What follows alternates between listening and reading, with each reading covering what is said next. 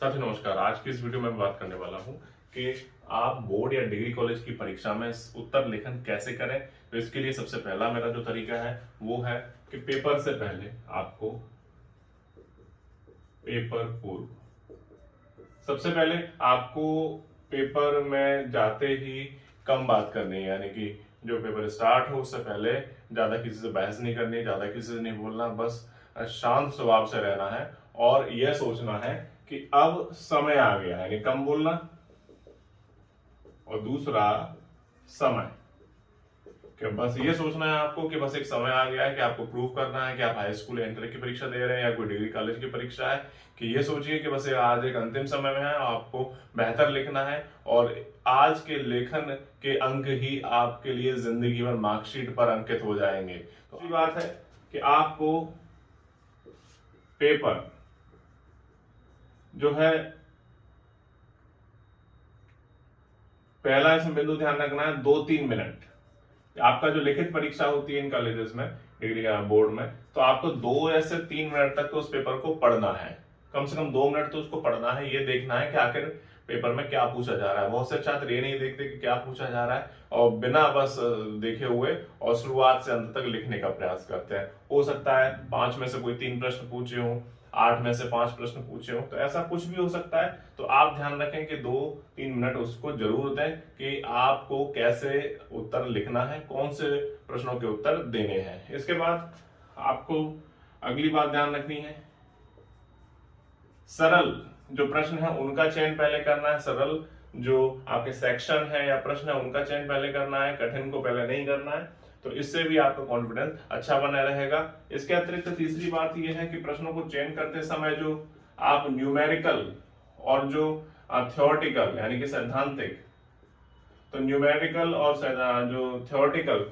सैद्धांतिक जो प्रश्न है उनमें से आप न्यूमेरिकल को चूज करें तो वो ज्यादा ठीक रहेगा। यानी कि जो जिसमें अंक हो, अंक गणितीय प्रकार के हो, खासकर बीएड की परीक्षाओं में ये चीज काफी काम आती है कि आप सैद्धांतिक उत्तरों को ना चूज करें क्योंकि उसमें समय ज्यादा लगता है, जबकि इसकी तुलना यदि न्यूमेरिकल से करें तो स्टैटिक्स के तौर पे या अंकगणित के तौर पे तो आपको इसमें कम समय देना पड़ता है और इसमें आपके मार्क्स भी बहुत हद तक पक्के होते हैं कि आपको इतने नंबर मिल जाएंगे। अगली बात है, मैं देखता हूं प्रश्नों को लेके, कोई भी प्रश्न हो आप, मैंने पहले भी बता चुका हूं कि 2 बार अवश्य पढ़ें, ये देखें कि वो आपसे पूछना क्या चाहता है, कहना क्या चाहता है। इसके बाद फिर पहला बिंदु, दूसरा इसमें देखना है अनुपात। बच्चे इसका बिल्कुल ध्यान नहीं रखते हैं, काफी ये चीजें मुझे देखने को मिलती हैं कि मान लीजिए कोई प्रश्न है इसमें, जैसे कि राजा विक्रमादित्य कौन था और उसके सुधार बताइए।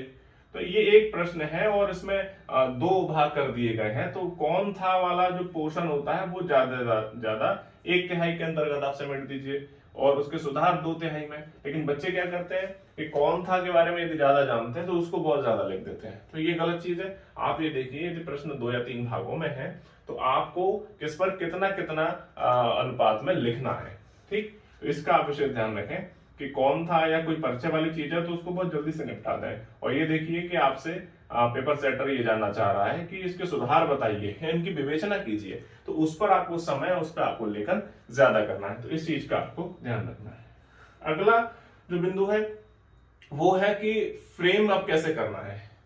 फ्रेम देखिए, मेरी इसकी शॉर्ट ट्रिक है डेरिवेशन के तौर पे। मैंने पहले ही बताया कि आपको कोई भी प्रश्न दिया हुआ हो तो ये सोच के चलिए कि आपको उसका डेरिवेशन करना है, यानी कि इसको आप हमेशा हर, इवन जो है आप सिविल सेवा की परीक्षाओं में भी, डिग्री कॉलेज और बोर्ड में तो कर भी सकते हैं, सिविल सेवा की परीक्षाओं में भी ये बिंदु बहुत काम आता है। जैसे कोई आपको प्रश्न दिया हुआ है तो पहले ये देखिए उसको वो सिद्ध करा रहा है क्या है, तो और उसके बारे में आपकी राय क्या है, कि आपकी राय है ये, उसे अंत में लिख लीजिए। तो ये आपका बिल्कुल एक लाइन की राय हो गई। बस इसी राय को आपको डेराइव करना है, यानी कि डेरिवेशन करना है इसका। तो किस प्रकार से करेंगे वो आप अपना फ्रेम बना लेंगे। ठीक, तो प्रश्न है उसे पढ़िए और इसके बारे में बताइए कि आपकी राय क्या है, उस राय को सबसे नीचे लिख लीजिए और बस इसी को ही आपको सिद्ध करना है। तो ये एक डेरिवेशन का तरीका है, इससे आप ये मान के चलिए एक सही दिशा में उत्तर लेखन कर सकते हैं। इसके बाद बात करते हैं अगला, शब्द सीमा।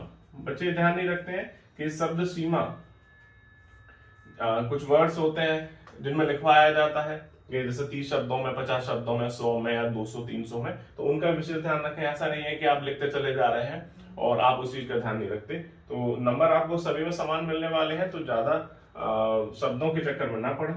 इसके बाद है अगला, लेखन शैली आप कैसी रखें। तो लेखन शैली में देखिए बहुत सारी चीजें हैं कि लेखन शैली आप कैसे बनाएं। यहाँ पर भी बच्चे बहुत ज्यादा दिक्कत कर जाते हैं। तो लेखन शैली के तौर पे सबसे पहले आप जो पेन है उस पर ध्यान दीजिए। पेन बिल्कुल स्मूथ चलना चाहिए और वो नया पेन नहीं होना चाहिए, 2-3 दिन चला हुआ पेन होना चाहिए जिससे कि वो स्मूथनेस आ जाए। दूसरी बात, आपको ब्लू और ब्लैक 2 कलर के पेन यूज करने हैं, ब्लू और ब्लैक। रेड या ग्रीन, येलो ये पेन यूज नहीं करने हैं। यदि आप कोई डायग्राम बना रहे हैं या कोई चित्र बना रहे हैं तो उसमें आप यूज कर सकते हैं, अन्यथा लिखते समय ब्लैक और ब्लू 2 ही कलर के पेन आपको यूज करने हैं। इस पर बात करते हैं, प्रश्न बच्चे उतार कर रख देते हैं, यानी कि कोई प्रश्न आपको दिया है पेपर में, उसको ही वो उतारते हैं फिर उसके बाद लिखते हैं। प्रश्न उतारने में कॉपी पर ये आप गलती ना करें, क्योंकि प्रश्न पत्र तो कॉपी चेकर के पास होता ही है। आपको सिर्फ उत्तर संख्या डालकर, उत्तर संख्या इसे पूरा भी लिख सकते हैं, उत्तर संख्या पूरा लिख देंगे ज्यादा ठीक है, उत्तर संख्या डालकर बस आप लिखना शुरू कर दीजिए। अगली बात है कि जो लिखावट है उस पर आपको ध्यान देना है। लिखावट के तौर पे जैसे आपको कितने बड़े साइज में लिखना है ये भी मैटर करता है। मान लीजिए ये आपकी लाइन है तो आपको आधी लाइन के अंतर्गत ही अपने शब्द बनाने होते हैं, यानी कि जो एक मानक 2 लाइनें दी होती हैं आपकी कॉपियों में, तो आपको क्या करना है कि आधी लाइन का साइज बिल्कुल सही होता है, आपको बस इतने ही चौड़ाई में अपने शब्द लिखने चाहिए। लिखना आपको पड़ेगा यदि आपको अच्छे नंबर लाने हैं। इसके बाद बिल्कुल स्पष्ट लिखिए, थोड़ा दूर दूर लिखिए। अगर आपको गलती हो गई है तो उसको 1 बार या 2 बार काट दीजिए, ऐसा नहीं है कि आप उसको ऐसे ऐसे करते हैं, तो ये बहुत ज्यादा गंदगी दिखाता है और आप इससे जो परीक्षक है, जो कॉपी चेकर है, उसका दिमाग भी यहाँ पर अट्रैक्ट करता है कि ये पता नहीं क्या गंदा उसने कर दिया, ऐसे जो गलत चीज है उसको काटना भी नहीं आया। इसके बाद है 2 या 3 पेज। लेखन शैली में मैं बता दूं कि 2 या 3 पेज, शुरुआत के 2 या 3 पेज आपको बहुत बेहतर लिखने हैं जिससे कि आपका इंप्रेशन पॉजिटिव हो सके। बाद में तो कॉपी चेकर भी सोच लेता है कि आप पर समय कम बचा है, इस वजह से आप जल्दबाजी में आ गए होंगे, तो आपको शुरू के 2 या 3 पेज आपको बहुत अच्छे लिखने हैं। इसके बाद सीधी लाइन में लिखने के लिए मान लीजिए जैसे कॉपी अगर आपको 2 लाइन वाली मिल रही तो ठीक है, अगर आपको ब्लैंक पेज मिल रहा है तो आप पहले लाइन कीजिए फिर लिखिए, जैसे बोर्ड, परीक्षा। इससे क्या होगा, आपका लाइन बिल्कुल सीधा आएगा और स्पीड में आएगा। मैं कैसे लिखें, इस तरह से पहले लाइन खींचिए फिर लिखिए, पहले लाइन खींचिए फिर लिखिए। इससे क्या होगा, आपका सही अनुपात भी बनेगा, सीधी लाइन भी आएगी और स्पीड भी तेज होगी यदि आप किसी ब्लैंक पेपर पर लिख रहे हैं। तो ये रही लिखावट की कुछ बातें। अब मैं बात करता हूं मैप डायग्राम के बारे में। छठवां है, आप मैप या डायग्राम ये जितना हो सके उतना बनाइए, क्योंकि इस पर अंक अच्छे ज्यादा मिलते हैं और आपको ज्यादा लिखने की आवश्यकता नहीं पड़ती। बहुत शॉर्ट में आप लिखकर और ये डायग्राम बनाकर अपनी बात कॉपी चेकर तक समझा सकते हैं। अगली बात है, कुछ छात्र पैसे रख देते हैं, यानी कि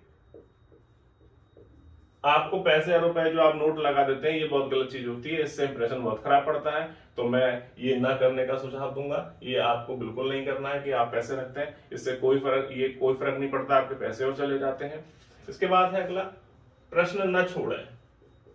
मान लीजिए आपको बहुत अच्छे प्रश्न आ रहे हैं, आप करते चले जा रहे हैं, लेकिन कुछ प्रश्न जो आपको नहीं आ रहे हैं, तो आपको ये ध्यान रखना है कि वो प्रश्न किस चैप्टर से लिया गया है, कुछ भी उससे याद करके प्रश्न से जुड़ा हुआ आप लिख दीजिए। कम से कम 1 या 2 अंक आपको मिल जाएंगे और या कॉपी चेकर देने का प्रयास करेगा। और आप ये भी हो सकता है कि शायद आप कुछ अच्छी लाइन में लिख जाएं और बेहतर लिखें। और मुझे ये लगता है कि मेरे साथ तो हमेशा ही काफी अच्छा होता है कि मैं जो प्रश्न छोड़ना चाहता हूं, मेरे उन प्रश्न में या उन पेपर जो मेरे बहुत गंदे हुए होते हैं, जो मैं सोचता हूँ कि आज मेरा पेपर गंदा हुआ है, उसमें ही मेरे मार्क्स सबसे अच्छे आए हुए होते हैं। तो उसका बड़ा कारण ये है कि हम उसमें राइटिंग अच्छी कर देते हैं, तरीके अच्छे कर देते हैं, तथ्यों के अलावा बहुत सी चीजें होती है जिसको आप बेहतर करके मार्क्स निकाल लेते हैं। तो कोई भी प्रश्न आपको नहीं छोड़ना है, हर प्रश्न आपको 1 या 2 अंक तो देकर ही जाएंगे। इसके बाद अंत में जैसे आपने कुछ लिखा,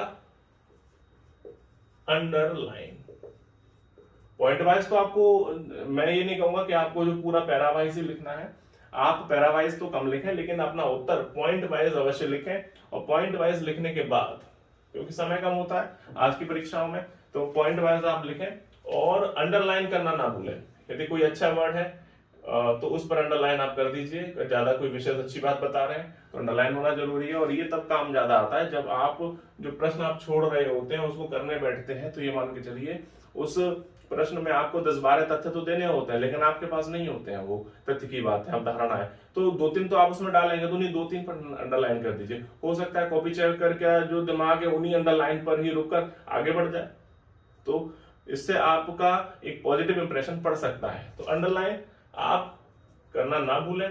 तो साथियों, आज की इस वीडियो में मैंने आपको बताया कि बोर्ड डिग्री कॉलेज की परीक्षाओं में आपको कैसे पेपर देने हैं, कि पेपर से पूर्व आपको क्या सोचना है, कम बोलना है, और ये सोचना है कि समय आ चुका है कि अब मुझे अपना बेस्ट करके देना है, क्योंकि आज की मेरी मेहनत हमेशा के लिए मेरी मार्कशीट पर अंकित हो जाएगी। इसके बाद पेपर 2-3 मिनट तक पढ़ना है, सरल पहले करना है, न्यूमेरिकल हो सके तो चूज करना है पहले। इसके बाद प्रश्न 2 बार पढ़ें, अनुपात में लिखें कि आपको मान लीजिए 2-3 भागों में कोई प्रश्न आपको दिया हुआ है, तो आप ये देखिए कि कितना आपको समय और लेखन किस भाग पर खर्च करना है, तो ये अनुपात ध्यान रखें। इसके बाद फ्रेम आपको कैसे करना है, डेरिवेशन मैंने आपको बताया, शब्द सीमा का ध्यान रखें, लेखन शैली, पेन को लेकर चीजें हैं, आधी लाइन में लिखना है, प्रश्न उतारना नहीं है, पेन कैसे यूज करने हैं, सही से काटना, 2-3 पेज अच्छे इंप्रेशन में रखना, सीधी लाइन में कैसे लिखें, ये सारी चीजें बताई। इसके बाद शब्द सीमा का ध्यान रखें, मैप डायग्राम रखें, और रुपए पैसे ये चीज ना रखें, ये बहुत और लगता है। प्रश्न कोई नहीं छोड़ना है, और जो प्रश्न छोड़ रहे होते हैं उसी को बहुत बेहतर और समय बचाकर लिखना होता है। यकीन मानिए उसमें आपके सबसे अच्छे नंबर आएंगे मेरी तरह। और अंडरलाइन करना ना भूलें कि जो भी आप अच्छा लिख रहे हैं उस पर अंडरलाइन कर दीजिए, तो कॉपी चेकर को कॉपी चेक करने में आसानी होती है और आपके ही अनुरूप मार्क्स रखने में उसको सहायता मिलती है। तो साथियों, आज की वीडियो आपको कैसी लगी मुझे अवश्य बताएं। कोई प्रश्न हो आपका कमेंट बॉक्स में लिखें, और वीडियो पसंद आने पर इसे लाइक और चैनल सब्सक्राइब करना ना भूलें। बहुत बहुत